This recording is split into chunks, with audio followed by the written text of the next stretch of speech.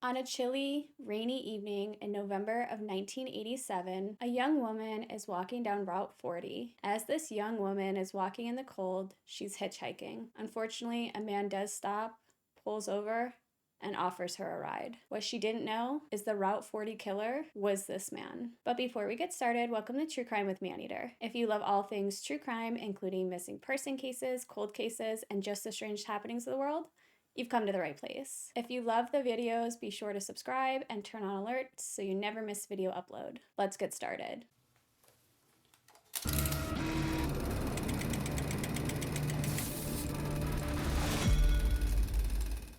On this rainy and cold night in November of 1987, Shirley Ann Alice was walking down Route 40 in the dark. Shirley Ann was carrying a Thanksgiving platter for an AIDS patient undergoing treatment at Wilmington Hospital. She had left her family home and began the 14-mile trek to the hospital. Although Shirley Ann was only 23, she had had a hard life, but it seemed like life for the young woman was getting better. She did know Route 40 well because unfortunately, she was a sex worker for some time, but now she had been purchasing books to attend nursing school. Because Shirley Ann was so familiar with Route 40, she didn't think twice about hitchhiking. She knew it was the best way to catch a ride and head 14 miles to Wilmington Hospital in Delaware. As Shirley begins her trek, she sticks out her thumb and keeps on walking until a car comes up, pulls over, and offers her a ride. 3 hours and 30 minutes later, her body would be found.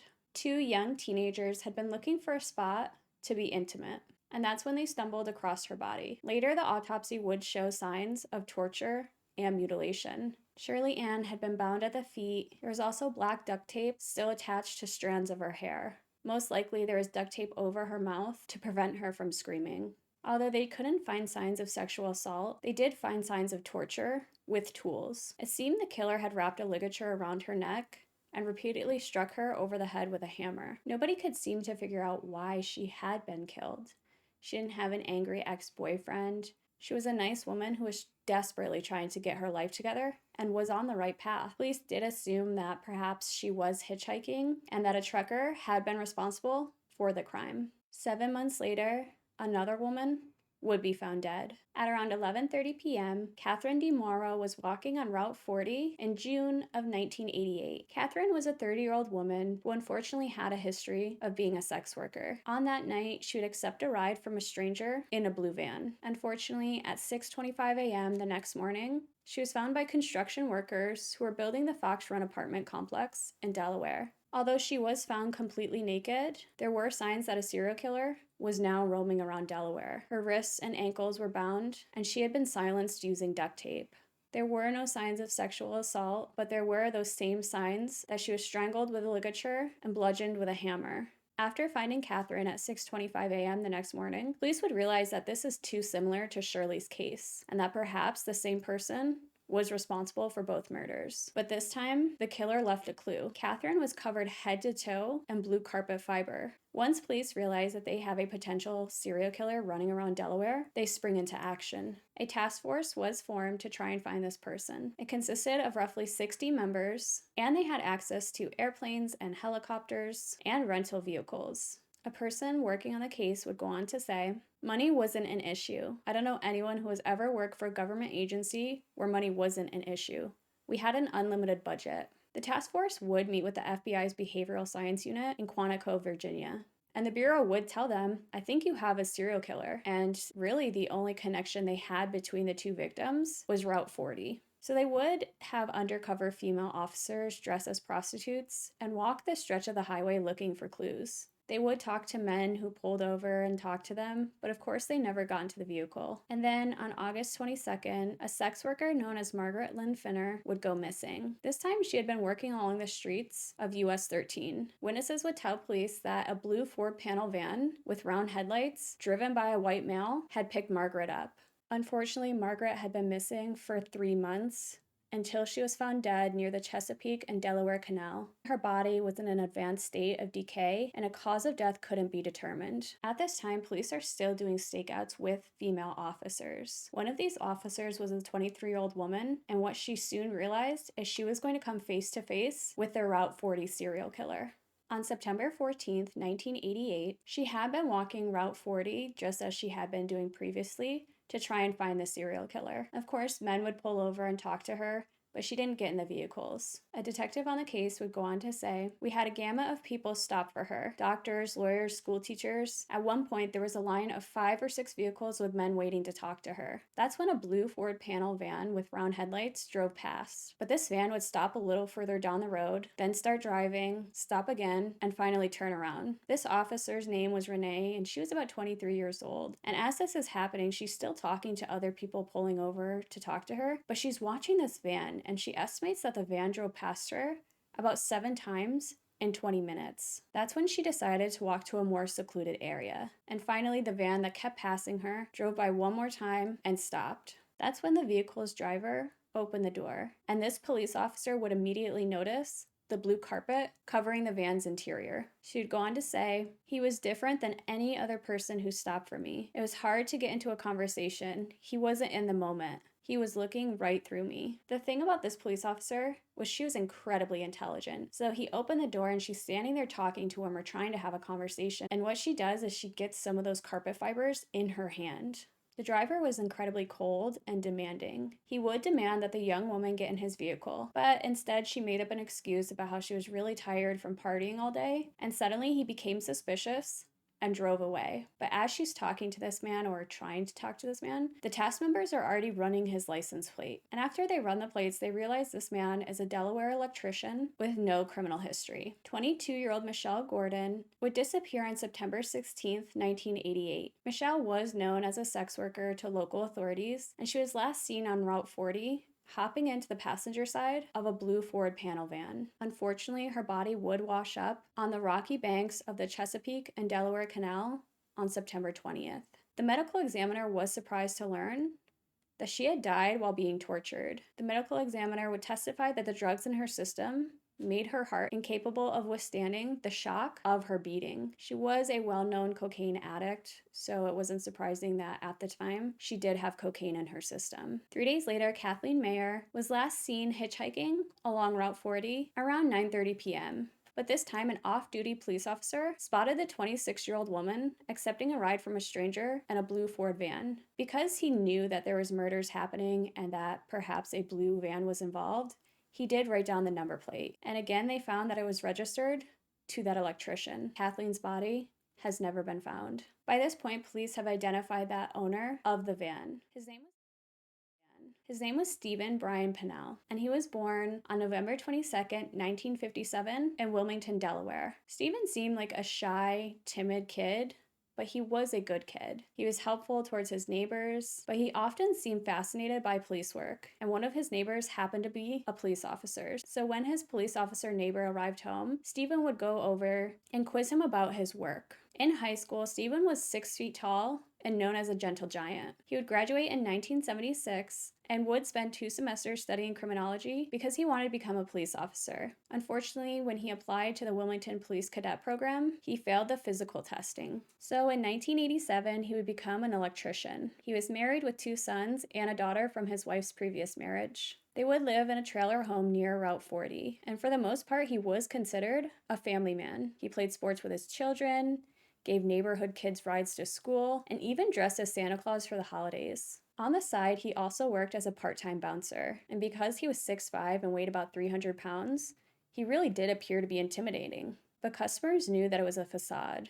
One of them mentioned that he just didn't command respect. Unfortunately, he wasn't a very good electrician, and he couldn't hold down a job for long periods of times, which meant that he was running up his credit card bills, and of course, this caused a strain within his marriage. And eventually this would lead to domestic violence. He once broke his wife's arm, but she never reported it to the police. By this point, the task force is monitoring Pennell's every move. One of those undercover cops even sat next to him at a blues concert, and at one point his daughter had come up to her during a stakeout and asked for a donation to the school's fundraiser. And she would go on to say that it was just absolutely heartbreaking because she was just a little kid, and she never wanted any child to experience what was happening to those women. Eventually, the Attorney General would approve of a search warrant for his van. So Stephen was pulled over during a routine traffic stop, and they immediately hauled him to court to pay his ticket. Although this is infrequently used as a method to obviously search the van, it was completely legal.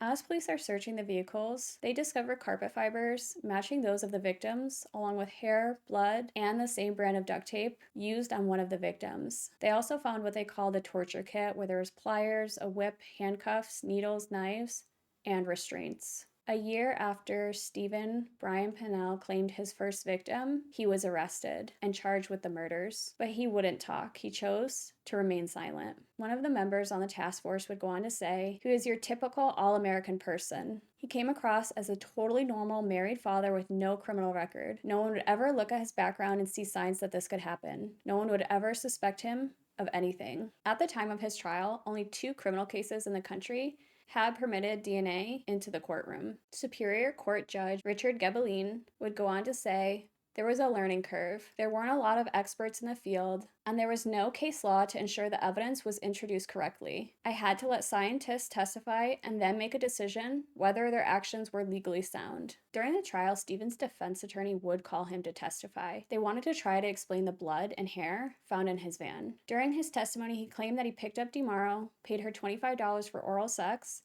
and then dropped her off. He would even joke that she, quote, "gave me $10 back afterward." Of course, the jury is looking at him and they're absolutely horrified. His defense attorney would later say, "It was as fine a piece of testifying as I'd ever seen. He explained everything. Where he got slaughtered was his demeanor. He had these cold, dark eyes that didn't move around a lot. I tried to work with him, but people are who they are." The state prosecutor would say, "The way he described DeMauro was so cold. He talked about her like she was some piece of garbage he could just throw away. I think that hurt him in front of the jury." Although there was an abundance of evidence, the jury still struggled to make a decision. They spent 8 days reviewing the case. On November 23rd, 1989, the jury would reach a verdict. They would convict him of murdering Ellis and DeMauro, but they were deadlocked on the Gordon case. After the verdict was made, a bouquet of flowers would arrive at the prosecution's office. The card would say, "From the women of Route 40, you made us feel like human beings." The jury would also be deadlocked on the death penalty, so he was sentenced to 2 life terms in 1990. By this point, the state was ready to charge him for the murders of Meyer and Gordon because they had new evidence. And shockingly, Stephen Brian Pennell asked if he could proceed without an attorney, and of course the motion was granted. But then he pled no contest to the 2 murders and asked the Superior Court to sentence him to death, but he would not confess to the crimes.